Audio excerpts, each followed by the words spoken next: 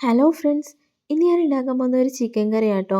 ഒരു 2-3 chicken കറീൻ്റെ recipe ഞാൻ എൻ്റെ ചാനലിൽ ഓൾറെഡി അപ്ലോഡ് ചെയ്തിട്ടുണ്ടായിരുന്നു. ഇത് കുറച്ച് വ്യത്യസ്തമായിട്ടാണ് കേട്ടോ, എല്ലാവരും ഉണ്ടാക്കുന്ന രീതി തന്നെയാണ്.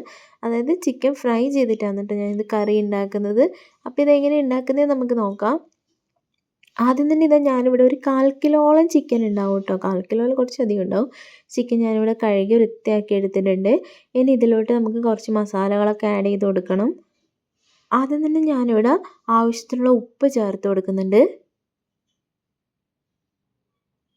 ഇനി അതുപോലെ തന്നെ 1/4 ടീസ്പൂൺ മഞ്ഞൾപ്പൊടി കൂടെ ചേർത്ത് കൊടുക്കുന്നുണ്ട്.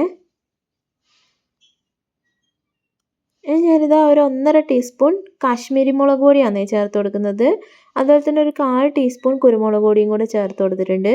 ഇനി ഇതൊക്കെ കൂടെ നന്നായി ഒന്ന് ചിക്കനിൽ പുരട്ടി വെച്ച് നമുക്കിതൊന്ന് ഒരു അരമണിക്കൂർ അല്ല 1 മണിക്കൂറോളം ഇത് മസാല ഒക്കെ പിടിക്കാനായിട്ട് ഫ്രിഡ്ജിലോട്ട് മാറ്റി വെക്കാം കേട്ടോ. ഫ്രിഡ്ജിലോട്ട് കുറേ നേരം വെക്കുകയാണെങ്കിൽ അത്രയും നമ്മൾ ചിക്കനിലോട്ട് മസാല പിടിക്കും.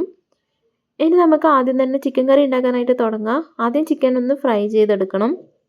അതിനുവേണ്ടി ഞാൻ സ്റ്റൗവിലോട്ട് ഒരു പാൻ വെച്ചിട്ടുണ്ട്. പാനിലോട്ട് നമുക്ക് ഫ്രൈ ചെയ്യാൻ ആവശ്യമുള്ള ഓയിൽ ഒഴിച്ചു കൊടുക്കാം. ഇനി ഓയിൽ ഒന്ന് ചൂടാകുമ്പോഴത്തേക്കും നമ്മൾ മസാല വരട്ടി വെച്ച ചിക്കനും കൂടെ ചേർത്ത് കൊടുത്ത് ഒന്ന് ഫ്രൈ ചെയ്തെടുക്കണം. ഡീപ്പ് ഫ്രൈ ചെയ്തെടുക്കുകയൊന്നും വേണ്ട കേട്ടോ, ഷാലോ ഫ്രൈ ചെയ്താൽ മതി. ഡീപ്പ് ഫ്രൈ ചെയ്ത് കഴിഞ്ഞാൽ ചിക്കൻ നല്ല ഹാർഡായി പോവും. അപ്പോൾ ചെറുതായിട്ടൊന്ന് ഫ്രൈ ചെയ്തെടുക്കാം കേട്ടോ. ഒരു ഭാഗം ആകുമ്പോഴത്തേക്ക് തിരിച്ചിട്ട് നമുക്കിതൊന്ന് ഫ്രൈ ചെയ്തെടുക്കാം.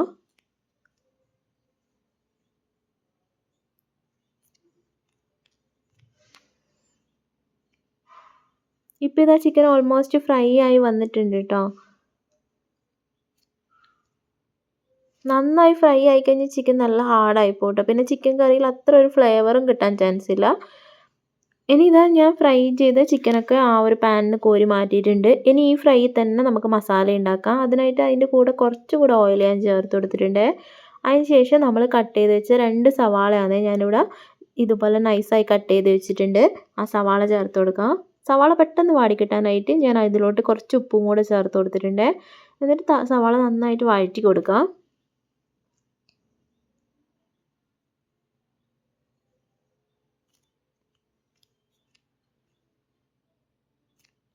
സവാളയൊക്കെ ഓരോരുത്തരുടെ ഇഷ്ടത്തിനനുസരിച്ച് എത്ര വേണമെന്ന് വെച്ചാൽ നോക്കിയിട്ട് ചേർത്ത് കൊടുക്കാം കേട്ടോ. ഒരുപാട് സവാള ചേർത്ത് കഴിഞ്ഞാൽ നമ്മൾ ഫ്രൈ ചെയ്ത ചിക്കൻ ആയതുകൊണ്ട് തന്നെ അത്ര ടേസ്റ്റ് ഉണ്ടാവില്ല കേട്ടോ. സവാളേൻ്റെ ടേസ്റ്റ് കൂടുതലായി പോകും, ഒരു മധുരം ഫീൽ ചെയ്യും. ഇനി ഞാൻ ഇതിലോട്ട് കട്ട് ചെയ്ത് വെച്ച് ഇഞ്ചിയും വെളുത്തുള്ളിയും പച്ചമുളകും കൂടെ ചേർത്ത് കൊടുത്തിട്ടുണ്ട്. ഇഞ്ചി വെളുത്തുള്ളി പച്ചമുളക് ചതച്ച് ചേർത്ത് കൊടുത്താലും മതി കേട്ടോ. ഞാൻ ഇവിടെ ചെറുതായി കട്ട് ചെയ്ത് അങ്ങനെയാണ് ചേർത്ത് കൊടുത്തിട്ടുള്ളത്. ഞാൻ അതും കൂടെ നന്നായി വഴറ്റിയെടുക്കാം.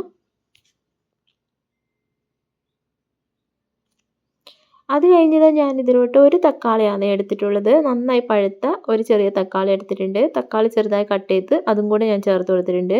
ഇനി ഇതൊക്കെ കൂടെ തക്കാളിയൊക്കെ ഒന്ന് ഉടഞ്ഞ് വരാനായിട്ട് ഞാനൊരു കുറച്ച് നേരം ഒരു 2-3 മിനിറ്റ് ഒന്ന് അടച്ചു വെച്ചൊന്ന് കുക്ക് ചെയ്തെടുത്തിട്ടുണ്ട്. ഇപ്പോൾ ഇതാ തക്കാളി എല്ലാം വെന്ത് നന്നായി സെറ്റായി വന്നിട്ടുണ്ട്.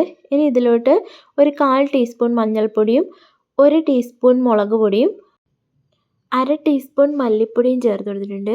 മല്ലിപ്പൊടി വേണമെങ്കിൽ നോക്കിയിട്ട് കൂടുതൽ വേണമെങ്കിൽ ചേർത്ത് കൊടുക്കാം കേട്ടോ. എനിക്ക് മല്ലിപ്പൊടീൻ്റെ ടേസ്റ്റ് ഒരുപാട് ഇഷ്ടമില്ലാത്തതുകൊണ്ട് ഞാൻ കുറച്ച് മാത്രമേ ചേർത്ത് കൊടുത്തിട്ടുള്ളൂ.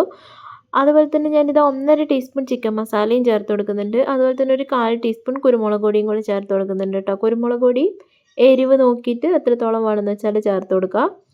ഇനി ആ മസാലേൻ്റെ ഒരു പച്ചമണമൊക്കെ പോകുന്നവരെ നമുക്ക് നന്നായി ഒന്ന് ഇളക്കി കൊടുക്കാം. അതിനുശേഷം നമ്മൾ ഫ്രൈ ചെയ്ത് വെച്ച ചിക്കനും കൂടി ഇതിലോട്ട് ചേർത്ത് കൊടുക്കുന്നുണ്ട്. ചിക്കൻ ചേർത്തതിന് ശേഷം എല്ലാം കൂടെ ഒന്ന് മിക്സ് ചെയ്ത് കൊടുക്കുക. ഇനി ഞാൻ ഇതിലോട്ട് കുറച്ച് വെള്ളം ഒഴിച്ച് കൊടുത്തിട്ടുണ്ട്. വെള്ളം ചെറിയ ചൂട് വെള്ളമാണ് ഞാൻ ചേർത്ത് കൊടുത്തിട്ടുള്ളത്. വെള്ളം എത്ര വേണമെന്ന് വെച്ചാൽ നോക്കിയിട്ട് ചേർത്ത് കൊടുക്കാം കേട്ടോ. ഇനി ഈ ചിക്കനിൽ ഒരുപാട് വെള്ളം ഇറങ്ങി വരുമൊന്നും ചെയ്യില്ല. അതുകൊണ്ട് നമുക്ക് ആവശ്യമുള്ള വെള്ളം എത്രയാണെന്ന് വെച്ചാൽ നോക്കിയിട്ട് ചേർത്ത് കൊടുക്കാം. ഞാനിത് അതിന് ശേഷം ഒന്ന് അടച്ചു വെച്ചൊന്ന് കുക്ക് ചെയ്തെടുത്തിട്ടുണ്ട്. ഇനി ഞാൻ ഇതിലോട്ട് കുറച്ച് കറിവേപ്പിലയും കുറച്ച് മല്ലിയിലയും കൂടെ ചേർത്ത് കൊടുത്തിട്ടുണ്ട്. ഇപ്പം ചിക്കൻ നല്ല റോസ്റ്റ് പോലെ ആയിട്ടുണ്ട് കേട്ടോ. പക്ഷേ എനിക്കിതിൽ കുറച്ചുകൂടി ഗ്രേവി വേണ്ടതുകൊണ്ട് ഞാൻ കുറച്ച് ചൂടുവെള്ളം കൂടെ ചേർത്ത് കൊടുത്തിട്ടുണ്ട്. ഇനി ഇതെല്ലാം കൂടെ ഒന്ന് അടച്ചു വെച്ച് ഒന്ന് വേവിച്ചെടുക്കുമ്പോഴത്തേക്കും സെറ്റ് ആയിക്കോളും. ചിക്കൻ അതിൽ കിടന്ന് തന്നെ കുറച്ച് നേരം വേവാനുണ്ട് കേട്ടോ. നമ്മൾ ഒരുപാട് അങ്ങ് ഫ്രൈ ചെയ്തെടുത്തിട്ടില്ല. അപ്പോൾ ചിക്കൻ കുറച്ചും കൂടെ വേവാനുണ്ട്. അപ്പോൾ എല്ലാം കൂടെ ഇതിൽ കിടന്നൊന്ന് വേകുമ്പോഴത്തേക്കും ചിക്കൻ കറിയൊക്കെ നല്ല സെറ്റായി ഗ്രേവിയും ചിക്കനൊക്കെ നല്ല സെറ്റായി വന്നോളും. ഈ ഒരു സമയത്ത് കുറച്ചും കൂടെ മല്ലിയില ചേർത്ത് കൊടുക്കുക. ഇപ്പോൾ ഇത് ചിക്കൻ കറി റെഡി ആയിട്ടുണ്ട്. ഗ്രേവിയൊക്കെ നല്ല തിക്ക് ഗ്രേവിയായി വന്നിട്ടുണ്ട്. ഇനി നമുക്കിതൊന്ന് സെർവ് ചെയ്യാം. അപ്പോൾ ഇത് നമ്മൾ ഈസി ആയിട്ടുള്ള ചിക്കൻ കറി ഇവിടെ റെഡി ആയിട്ടുണ്ട് കേട്ടോ. ഈ ഒരു രീതിയിൽ എല്ലാവരും ഒന്ന് ഉണ്ടാക്കി നോക്കട്ടോ. എല്ലാവരും ഉണ്ടാക്കുന്നത് തന്നെ ആയിരിക്കും. പെട്ടെന്ന് തന്നെ ഉണ്ടാക്കിയെടുക്കാം കേട്ടോ. ഫ്രൈ ചെയ്ത് കറി ഉണ്ടാക്കുകയെന്ന് വെച്ചാൽ ഒരുപാട് സമയത്തിൻ്റെ ഒന്നും ആവശ്യമില്ല. അപ്പോൾ എല്ലാവരും ഈ ഒരു രീതിയിൽ ഉണ്ടാക്കി നോക്കണം. അതുപോലെ തന്നെ ഇഷ്ടപ്പെട്ടെങ്കിൽ ലൈക്ക് ചെയ്യാനും സബ്സ്ക്രൈബ് ചെയ്യാനും കമൻറ്റ് ചെയ്യാനൊന്നും മറക്കല്ലേ. അടുത്തൊരു വീഡിയോ ആയിട്ട് വീണ്ടും കാണാം. Thank you.